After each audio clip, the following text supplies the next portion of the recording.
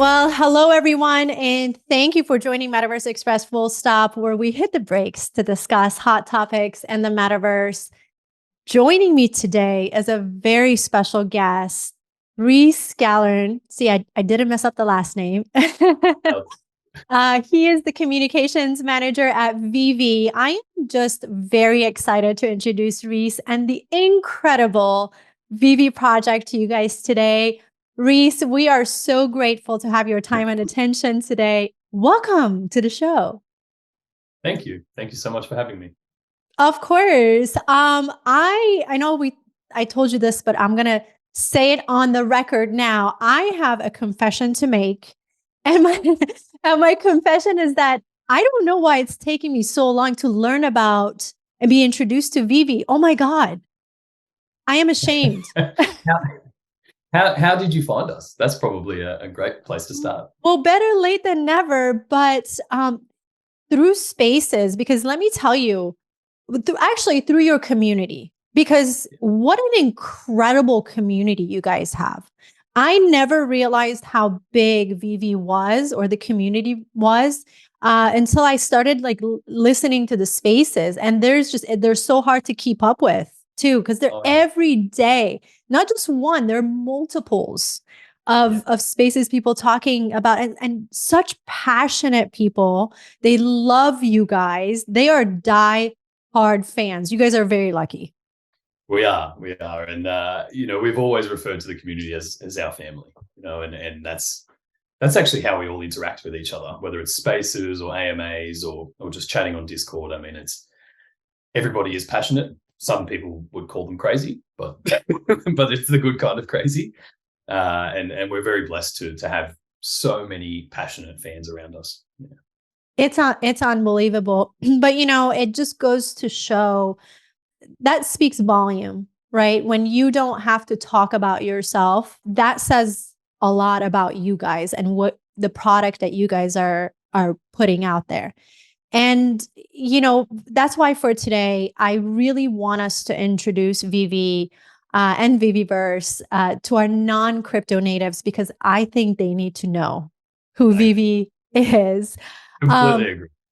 Yes, and we want to educate more folks out here in the physical world about all the amazing things you guys are doing. We're not going to get so technical today. We're going to keep things very basic, but that means we're going to do more of these, because we have to do some deep dives in some of the topics that we're going to talk about today.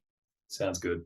Why don't we start with, maybe before we talk about Veve, I think we should start with the introduction of maybe collectibles and comics. Can you talk to us or take us through the evolution of collectibles? How did collectors interact with collectibles then? And how has that changed since? And now here we are at the introduction of digital collectibles. Can you take us through that evolution of collectibles first? I think most items or objects that we consider collectibles now started as merchandise. Right? They were released alongside a film or some other sort of promotion, and most of them sat on shelves for years before they would sell out, and then they became collectible items over time as more were destroyed and that scarcity really increased. But the fundamental driver for collecting is a celebration of the things that you're a fan of, right? If you weren't a fan of Batman, you probably didn't keep a Batman figurine on your shelf for 20 years before it became a desirable item.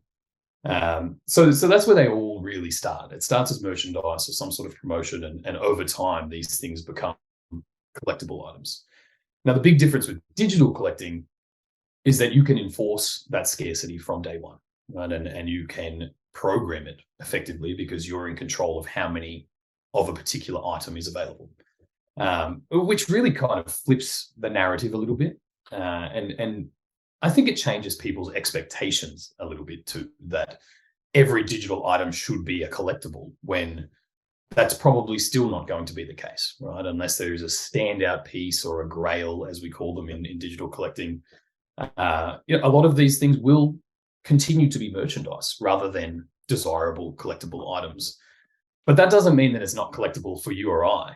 And if you're a big fan of a particular brand or a particular character or something, then it doesn't matter if that item has value to anybody else, because it has value to you personally. Right.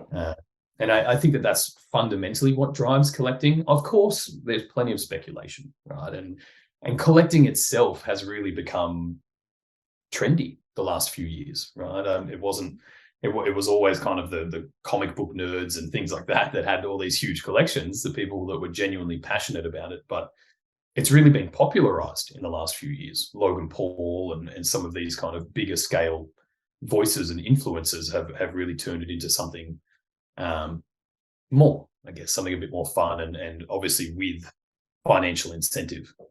So I think all of those things really lent into digital collecting and the evolution of that. But now you take into account that enforced scarcity, for one, new utilities and use cases of these items. No longer do you need to leave something on a shelf for 25 years before it has value, right? You can play with these digital items, you can drive them around, there's a lot more that you can actually do. And it's much more environmentally friendly.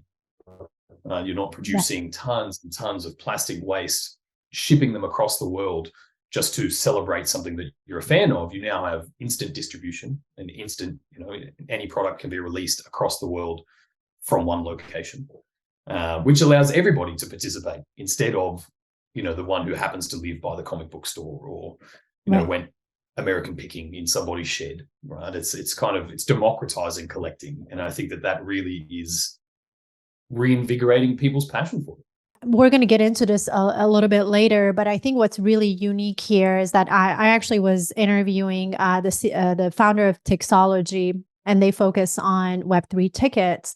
We were talking about ticketing and how, paper tickets were very nostalgic and people wanted to collect their paper tickets. And even after Ticketmaster came on, some people would call Ticketmaster and still ask for their digital or paper ticket, right? So with the introduction of NFTs and now digital ticketing, and I think it's the same case here as well, it's not really the ticket anymore, even though you can it is still a collectible. It can still be nostalgic.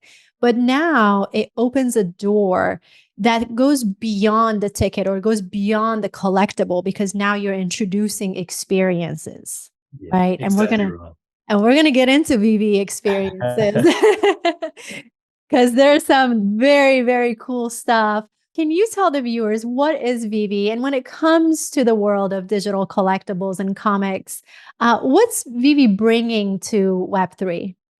Yeah, so Veve is an app-based marketplace, effectively.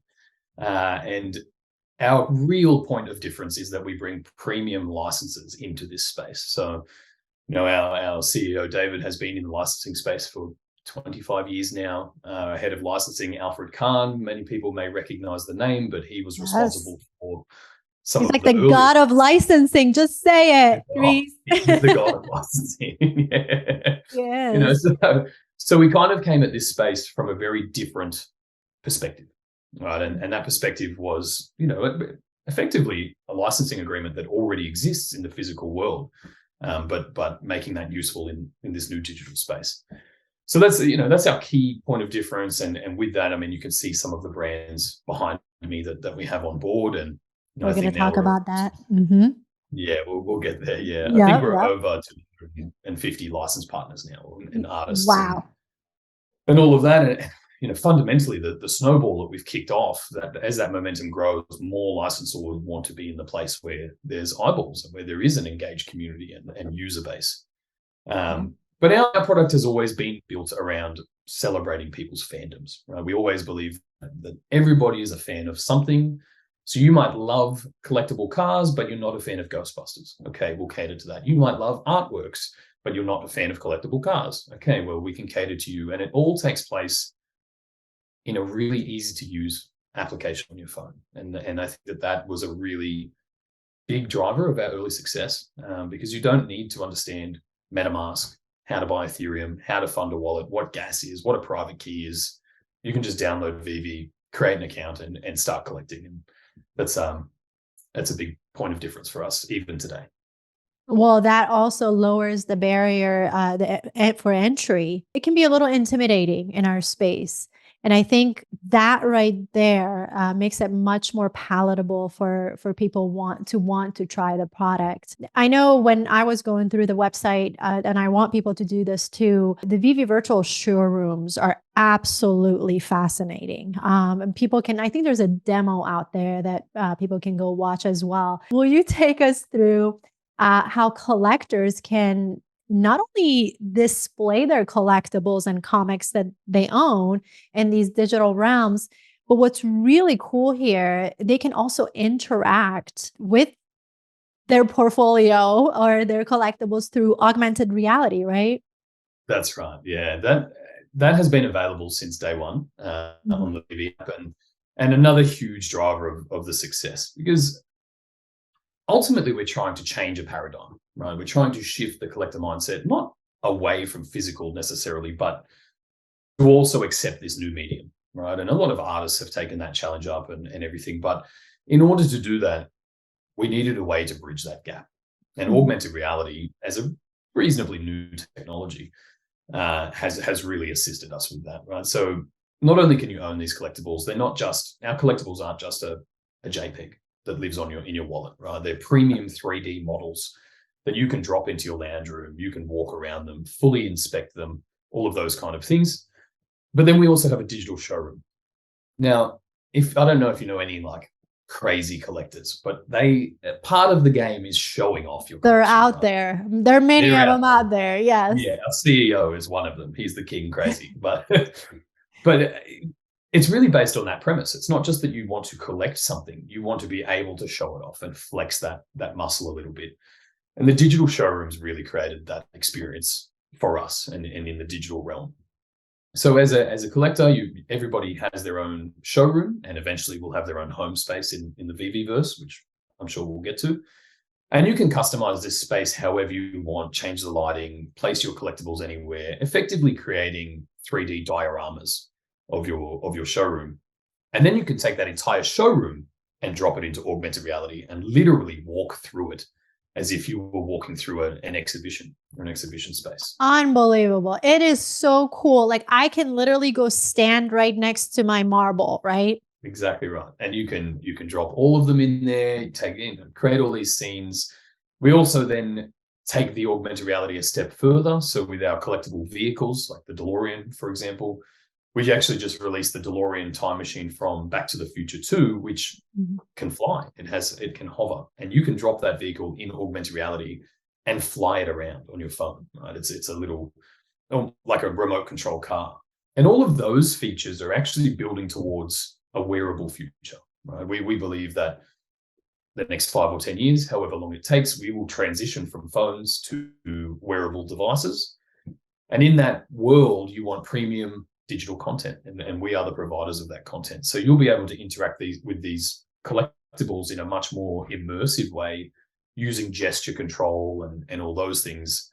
Whereas right now we're still tethered to the phone, right? So you can kind Mhm. of see that future that we're heading towards in that space too. When you talk about collectibles, we have to talk about trading because I mean that's what people do with collectibles. They buy, they sell. Also talk to us about the VV market. How does that trading, buying and selling work with digital collectibles in this case? Yeah, so if anyone hasn't seen the app before, there is a dedicated marketplace inside the Vivi app, which is another way to cut down on those barriers to entry for anyone who thought about getting into collecting. Traditionally you would have to try to find an item on eBay. You don't know if it's legitimate until it shows up. You don't know if it will show up in the condition that it's supposed to.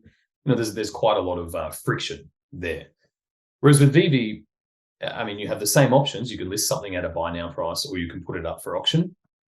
But all of the collectors are in one place. And as soon as that auction is over or that sale is over, the transfer happens straight away. So you are now the new owner of an item that you love, and it happens in seconds across the internet. And it really takes out the unknown of the physical collecting world. So yeah, that's a really, as you say, right? People love to trade, and some people love to flip their way up on these things and create bigger and more fun collections along the way. And the VV marketplace is crucial to that taking place.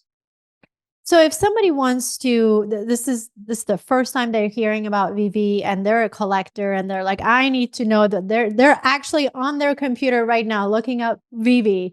What's the first step for a collector to get in? Download the app. Download the app. It is available on the web at app.veve.me, but you can download the app on Android or iOS.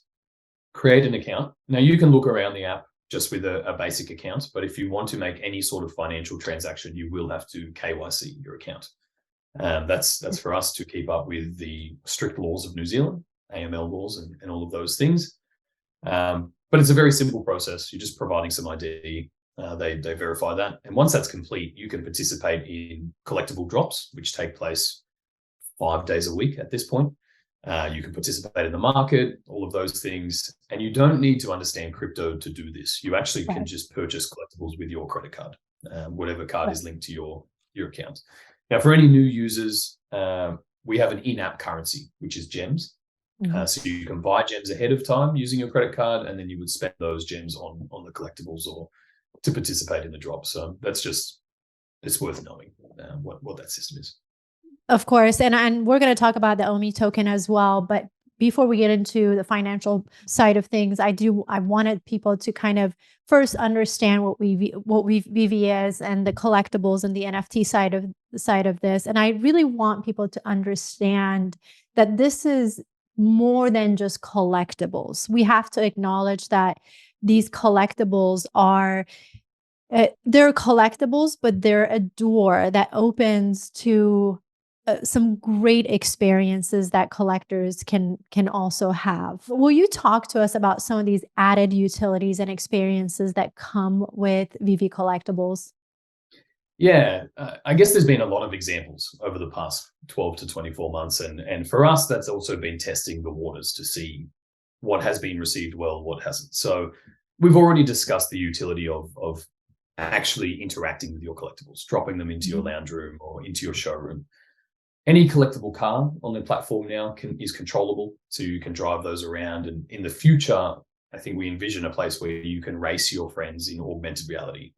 So you have your collectible cars and you kind of, you battle there. I mean, fundamentally, in the digital space, you no longer have the physical restrictions that we're all accustomed to. So everybody can have Lambos and Ferraris, guys. Everybody can race each other. Exactly right. And race each other, eventually maybe you can wager some OMI tokens, race for pink slips, something like that, right? There's opportunity there.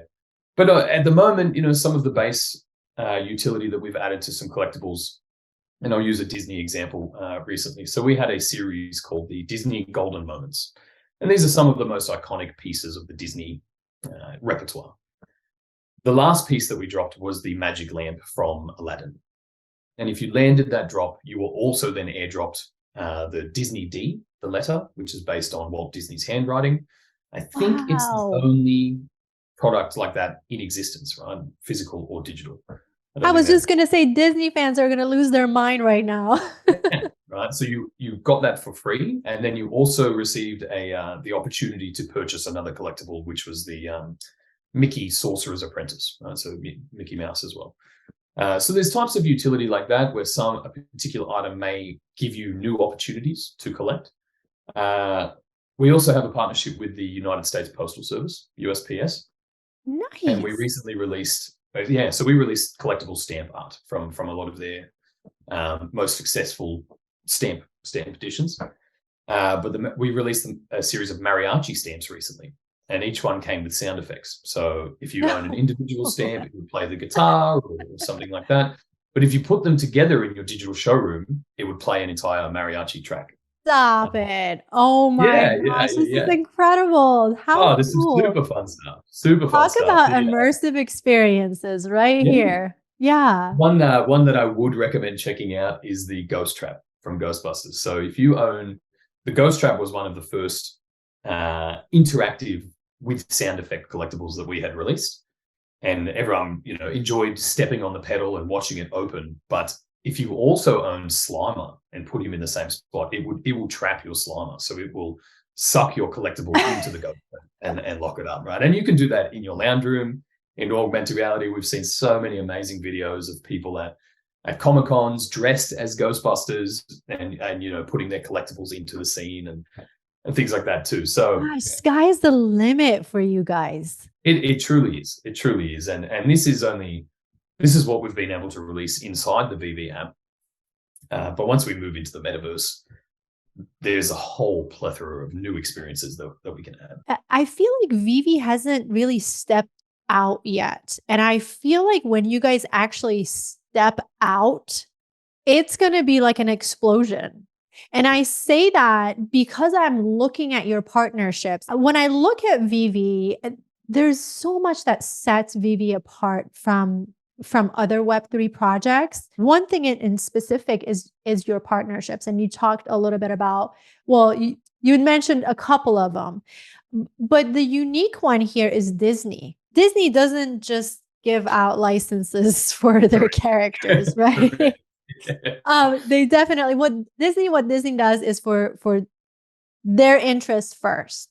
And they don't just give out those licenses. But it's only a matter of time that these characters enter the metaverse, right? And it seems to me that Veve is leading the way with Disney and other brands. And there's so many. I live right next to Disney. I can throw a stone. There are so many Disney diehard fans.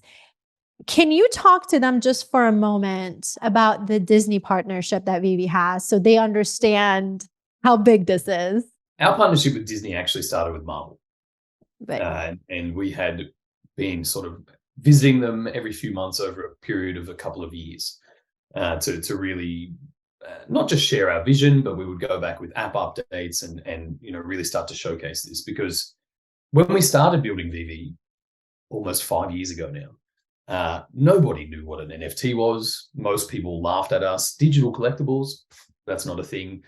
You know, it took 2 or 3 years to really change the minds of licensors. And once we had the Marvel deal and they signed on, well, then obviously Disney now, as the owners of Marvel, wanted to take a look at it and understand what was going on. And then we began negotiations with them, and that was maybe another 6 to 12 months before we started to roll out Disney. But we are the only digital collectible partner of Disney, of Marvel, of that. And we actually have access to most of the brands that are under the Disney umbrella now. So there's you know, we've seen a tiny fraction of what is available in their IP. But for Disney, you know, their core primitive is storytelling, right? And digital collectibles, digital collecting, digital goods really open up their ability to tell stories, right? Whether that becomes some sort of immersive, interactive experience within Disney parks, or a take-home experience through, you know, the metaverse or anything like that, it's really giving them a way to continue to share their stories and develop those storylines with their fan base. Now, Veve just happens to be the front door to doing that, right? Because of our partnerships. So, you know, not only are we bringing in a lot of Disney fans, but what I personally like about the brand power of something like Disney or Marvel is they bring in a lot of eyeballs, and then people go through the list and find the independent artists, and they find the smaller brands that they may not have heard of before, and then become fans of those. So all boats are rising with that tide, and it definitely starts with the big brands, but it's supported by everybody else on the platform as well. It's not cheap to go to Disney and to take your family to Disney, right? And how amazing would it be if some of those very experiences, people come to see Mickey and Minnie and have those immersive experiences. But how cool would it be if you could save on $600 to take, you know, to buy some tickets and have those very experiences with those characters in that digital, let's say, Veveverse environment, right? Just to go back to what you mentioned earlier with tickets, right? I mean, now if you have a digital collectible ticket and you save that on your phone, right? You never have to worry about it being water damaged or anything like that.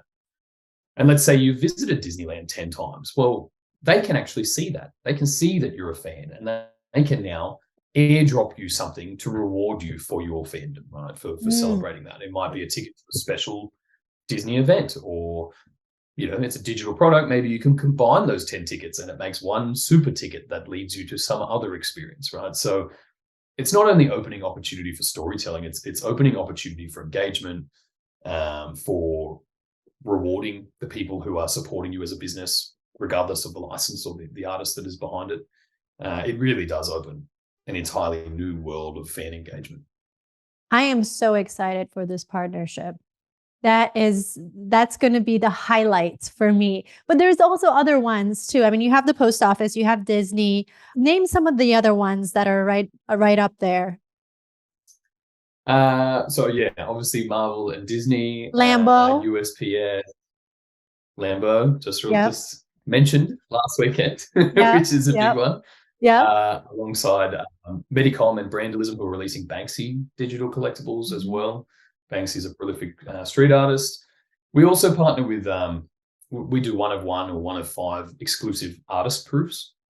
So that's a lot of the artists responsible for Marvel comic book artworks and individual Marvel art as well. So they're all available on the platform. Then you've got independent artists like Ron English, Jermaine Rogers, Frank Kozik, the guys that have been really prolific artists in the physical collecting space, right? And they're the guys you'll find at events like DesignerCon, where we just were. So yeah, the list grows forever. I'm actually blown away. I mean, we've got Coca-Cola, we do releases with those guys, DC, obviously. You can see Cartoon Network and Powerpuff Girls behind me. I mean, that's why I said you guys haven't even stepped out yet. the last 2 years have been seriously.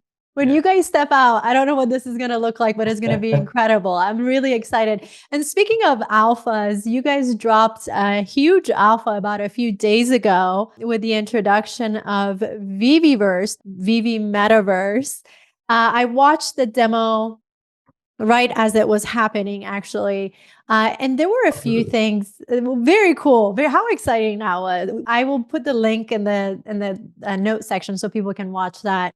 But when I watched that demo, there were a few things that stood out to me the most. And I think they're going to be what sets Veveverse apart from other metaverses. Things like the multi-chain agnostic, the lowering barrier to entry that we talked about, that was mentioned, allowing users to create their own experiences, and not to mention the interoperabilities that were introduced. I think it was with your avatar and some NFTs.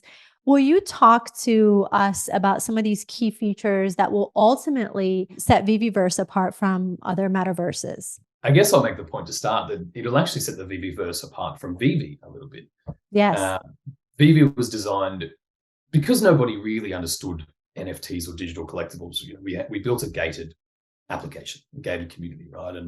And we've copped some flack for that over the years because what I would call the traditional NFT space doesn't agree with the way that we went about it. But it was actually the only way to get these brands into the digital space, right? To start moving into Web3.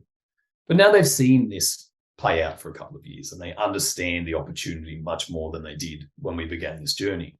So the Veveverse really gives us a way to open that up to more people.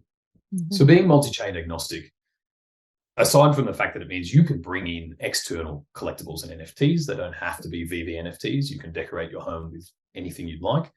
That feeds into the multi-chain agnostic world. Now, I think initially that will be for EVM compatible chains. So anything that has forked from Ethereum, basically, which is a lot of them.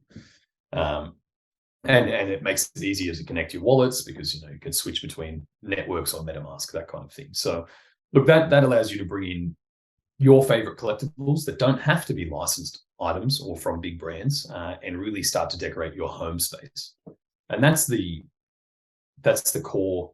That will be one of the core features of the original rollout, right? The initial rollout. It's really to decorate your home space. You have an interior and an exterior of your building, and you can place your collectibles wherever you'd like.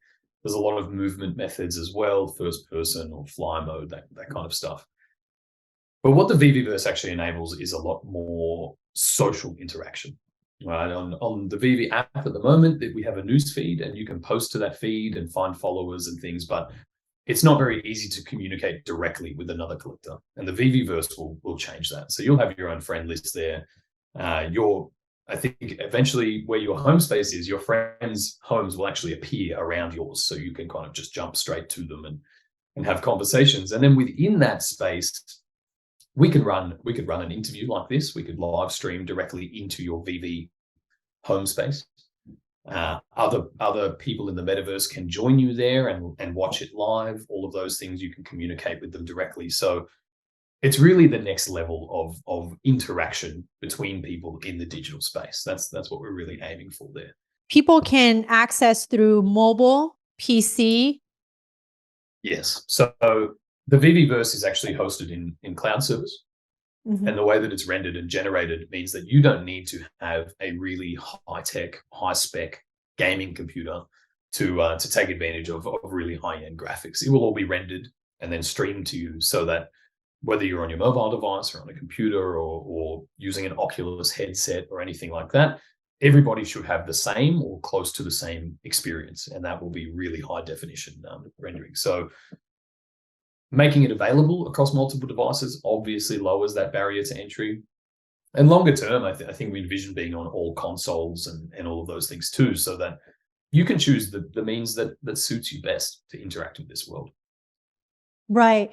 And speaking of, interactions and experiences, we often talk about what is the ideal metaverse and who is going to build that, right? And personally, I believe, the project that's going to win is the project that's going to offer a fully immersive experience. And I'm talking an experience where people want to be on that platform and spend time for a long period of time, right?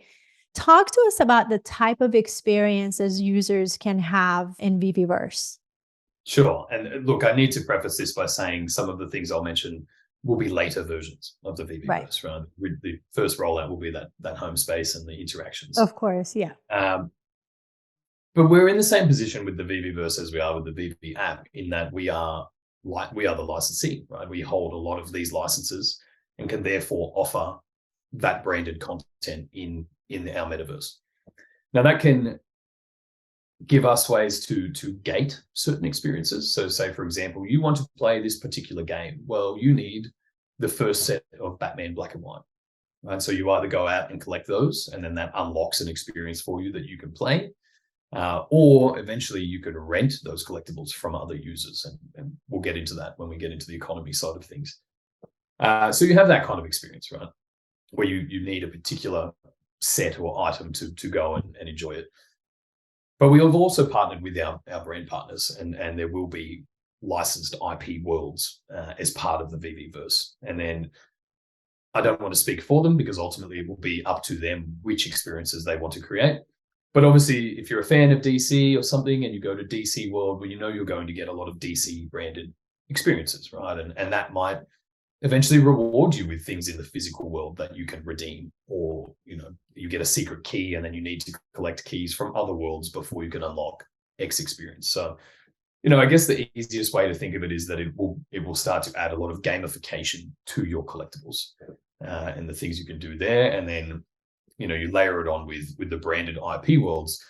But the real strength of the Veveverse and of these kind of immersive worlds is that open scripting language, where you or I, if we had development experience, which I do not, could create our own experiences, right, based on the collectibles that we love, and in doing so find that niche community based on whatever we've created, right? So it is a limitless world at that point, and everybody can succeed in it, not just the licensed partners, not just us, right? It's really a matter of, if you really enjoy this fandom and this experience, well, you can create that for other people too, and share that with other people. And I think that we're barely scratching the surface on the potential that something like that has. It's very obvious that interacting with collectibles is how Veve plans to keep audience engaged on its platform. Will that require a level of interoperability and the ability to bring certain collectibles on the platform? Not necessarily interoperability. I mean, you'll obviously be able to use your Veve collectibles in the Veveverse. So from our point of view, it kind of remains the same. But if you happen to own a block of land in the Veveverse and you're a big fan of Bored Apes or something like that, there's nothing stopping you creating an experience around those collectibles and drawing everyone in. So everyone always talks about interoperability or taking your things from the Veve app and sending them to your own wallets, but it's actually going to be much more effective and immersive to bring everybody else's collectibles to one place, right? It's the same reason that the Veve app has seen so much success. So if we can do that with other collectibles and experiences, then I think that will be a more effective means to share value and for people to create value. Please stop me from going down the rabbit hole, because there is a rabbit hole right in front of me that I really want to go down there. We'll save it for the next one. I know we have to. We have to stay on track, Mono. Stay on track. Let's introduce the Omi token, because I want people to understand that there's a token here as well. When will people be able to buy and sell in Veveverse? But first, can you talk to us about the Omi token? How can people invest? What do they need to know about the token?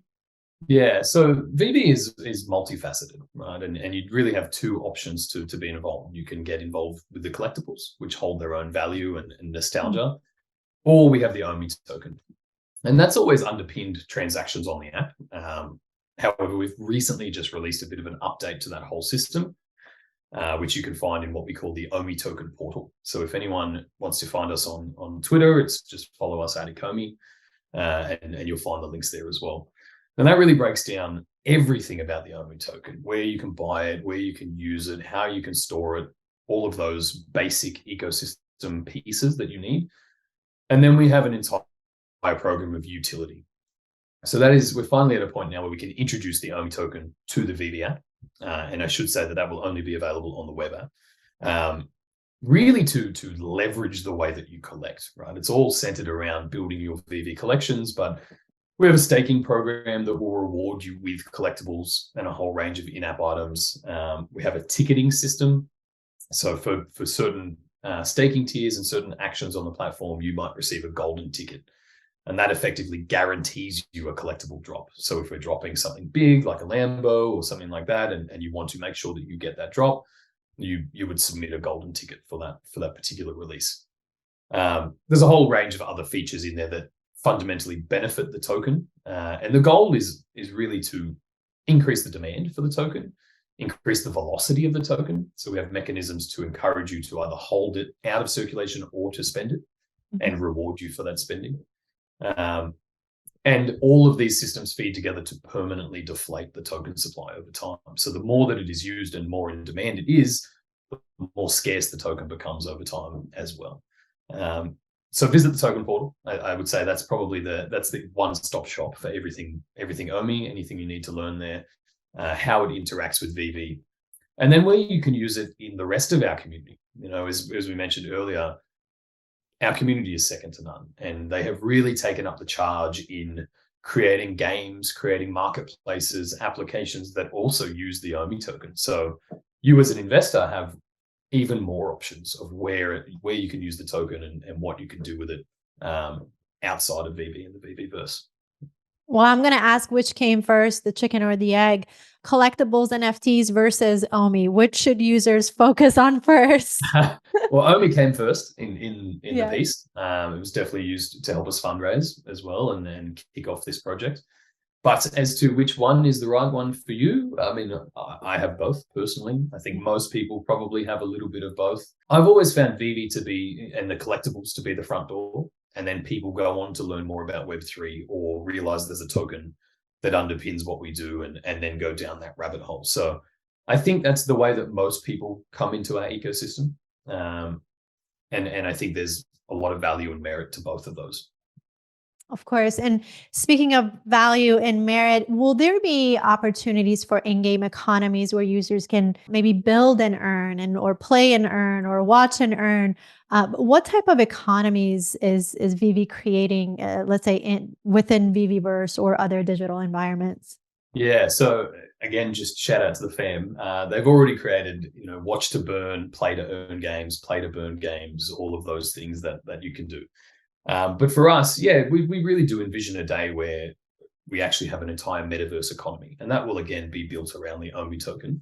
I'm sure we'll let other tokens and currencies into the system. But as I mentioned earlier, renting collectibles is one example of that. So if you have gated experiences and you need a particular item or collectible to visit that, well, I, as the owner of that collectible, can earn an income by renting those collectibles out.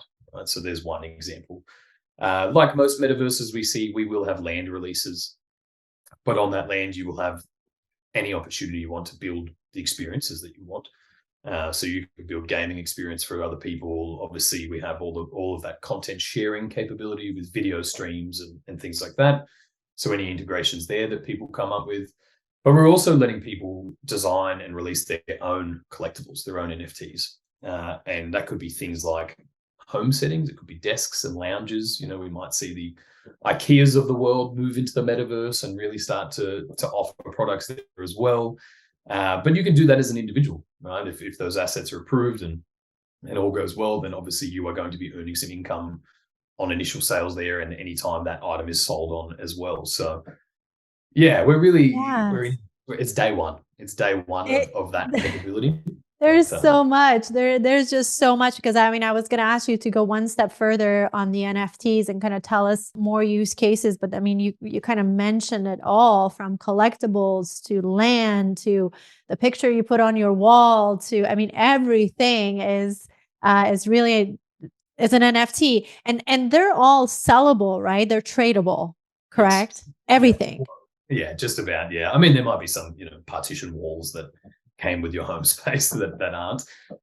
But even taking your home space, for example, we'll start with this kind of basic thing, and then you'll be able to add, say, a garage if you love collectible cars, or a Marvel themed showroom, or things like that too. So you can really start to layer on how you would like to interact with these collectibles and how you would like to display them as well. And all of those things become NFTs, right? And then you can trade those with other users too. So yeah, it starts with a character and it ends with its own universe, and you can do that thousands of times over. And then you can just sell your entire universe, just like you sell your house with all we actually did that. I love my collectibles, but I'm not very creative when it comes to displaying them and putting those out. But we have a sect in our community called the Vaultaholics, and these guys are incredible. They're interior decorators, guys. They're interior decorators. They're the metaverse decorators, right? But they do it using the collectibles. They'll use the tail fin of the DeLorean for shelving, and just, it's the most creative I've seen anything in this space. But eventually, all right, if you want someone to decorate your home space, well, you can pay the Vaultaholics to do it, and they'll come, give them access, and they'll be able to do it, right? So that's amazing. Everything you see around you, everything we've monetized in the physical world can take place again in the digital without all the limitations. Incredible. Down to the Lambo that's parked in front of your car or house, I should say. And I know that there's some partnerships you can't talk about yet, but the Lambo partnership is interesting because there's a gamification that users can expect with the car brand, correct? Will you tell us how that's used within Veveverse? Yeah, so I can't go into too many details there yet. Yes. But as I mentioned, all of the cars on our platform, you can actually drop into augmented reality and drive them around. I might have to leave that until we release more details. A little alpha. Yeah, it's alpha for you. It's my job for me. So there you go. Well, I won't say anything in addition, but that's a very cool feature. A day will come where, I said it, Ferraris and Lambos are going to be racing each other in a Veveverse track. There's going to be a race track. I see it. Oh yeah, someone will build it or will build it. One thing I find really exciting as well is just the customization of your collectibles, right? Whether that's new weapons or capes or colorways or anything like that, we're really going to get to a point where you can create your own. And maybe not necessarily one of one, but take the things that you already love and customize them to make it even more you, right? And I think that's a really exciting part of the metaverse. Similar to the avatars, right? Everyone will have an avatar. I think we mentioned at DesignerCon, we'll have fashion brands and things like that. So you'll customize your home space, you'll customize yourself as an individual in that space. And then you can customize the collectibles and everything that you love and interact with as well, which we're going to need, right? The world is a very unique place, and we need to bring that uniqueness to the digital space.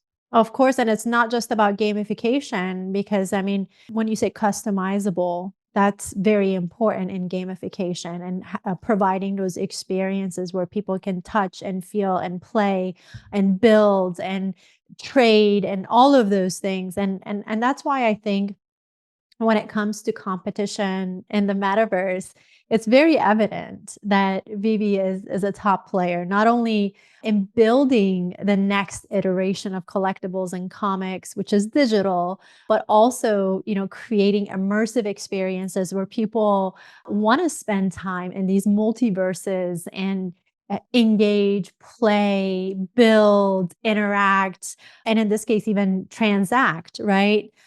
Gosh, there's so much I want to talk about, but we are almost running out of time. So let me just ask you this. When you look into that future that, where people are spending their days in these digital environments, what is the Veve promise? Why is Veve building this collectibles-based immersive experiences?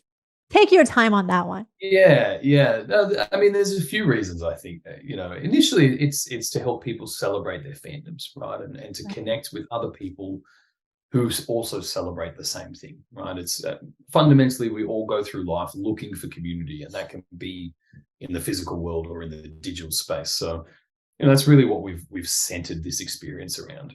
But I think for us in the metaverse, especially, it's making sure that we maintain that humanity too, right? You just mentioned people spending days and hours in these spaces, which I'm sure we will get to, but there's a beautiful world out there. And we never wanted to take away from that world. We just wanted to supplement that the world that we already live in. So I think for us, maintaining the humanity of that connection, and trying to give people ways to find that connection is probably what drives us the most in such an immersive space.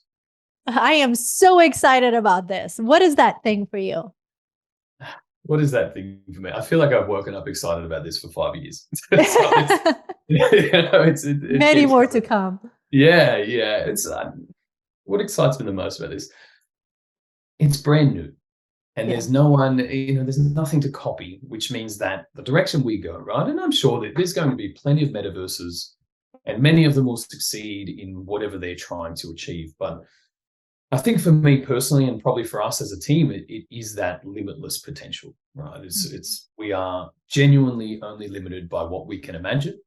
And I'm sure that a lot of the early stages of things that we do and other metaverses do are going to take that inspiration directly from the physical world that we live in. But once we kind of strip that away and establish the basics, I mean, I can't even tell you where it's going to go, and that's what excites me, right? It's whatever direction we choose, and if we're enabling tens of thousands or hundreds of thousands of people to create their own space within ours, then what we're going to end up with is going to be so much more creative than what we could do as a team or what we start with, and I'm really looking forward to letting that creativity fly. And that's really what's exciting about the crypto space and the Web3 space and the metaverse space, because for the first time ever, and how often can we say this, that we are a part of something that is being built from scratch. I mean, this is really being built from scratch, and it's really a clean canvas. You set this stage, this next iteration of how we communicate, how we play, how we build, how we learn, how we transact. All of this is changing, and this is a huge shift that's happening in our lifetime. And how cool is it to be here, to be an early adopter and be a part of this evolution? And it's not going to be easy. I mean, what evolution has ever come easy? Right? Exactly. But we already see it, right? In our generations, you almost have to convince people of this thing. But if you look at people that are probably even 18 and under now, they already live this life. They're already in Fortnite all day and using headsets and this kind of thing. So, while we're the ones building this experience, it's them that we're going to be building it for long term, right? And they're the ones that will take up the charge because they already understand that. Absolutely. I say that every day. I say, this is not for us, it's for our children. It's for our kids. Our kids, I was telling somebody else yesterday, they're not going to hold $1 bill in their hands.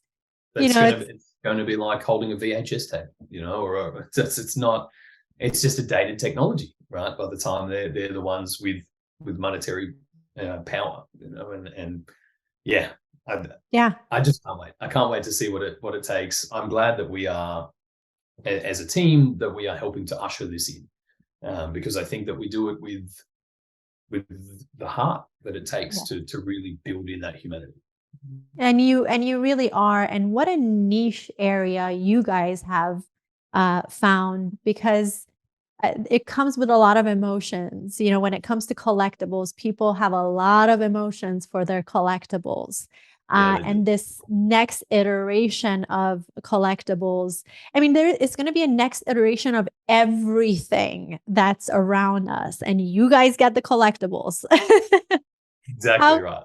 how cool is that? And I know we just touched the tip of the iceberg today, but I have been so excited about Veve. And I just wanted to do a little introduction to my viewers and to our non-crypto natives who've never heard of Veve, because there will be more to come. There are a lot of topics, some of these topics that we addressed today. There's more that we can converse about and introduce to people. So I hope that you will be back to do that with me.